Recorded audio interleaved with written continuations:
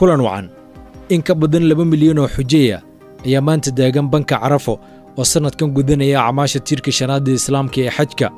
kumanaan Soomaaliya oo ka baxay dalka Kenya Soomaaliya iyo dalalka caalamka ayaa ka mid ah muslimiinta gudanaya waajibaadka xajka sanadkan xujayda ayaa xalay u hoyday Mina oo qiyaastii 8.8 kiiloomitir u jirta magaalada barakaysan ee Makka ee boqortooyada Sacuudi Carabiya ammaanka ayaa si weyn loo adkeeyay waxaana la arkayay ciidamo aad u badan oo ku sugan buurta Carafo maalinta Carafo ayaa ah maalmaha ugu muhiimsan ee xajka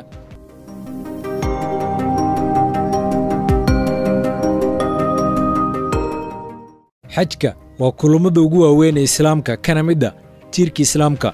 wuxuu soo bilowday maalintii Jimcaha oo ay xujaydu ka soo ambabaxeen magaalada Makka waxayna yimaadeen Mina oo ka baxsan magaalada Makka xajka sanadkan ayaa ku soo aadaya iyadoo waliba Israel ay weeraro isdabajooga oo dhibasho iyo dhaawac sababay ay ku hayaan muslimiinta Gaza iyo Falastiin sidoo kale muslimiinta ku nool caalamka ayaa maanta kale 9 bisha Dulxijja ayaa maanta 9 Dulxijja ayaguna ay soomaan si ay eebe uga helaan cafis iyo dambi dhaaf maalinta bari'a ayaa guud ahaan dunida Islaamka looga dabaaldegi doonaa maalinta koowaad ee Ciidul Adha oo ka mid ah ciidaha ugu waaweyn muslimiinta ay leeyihiin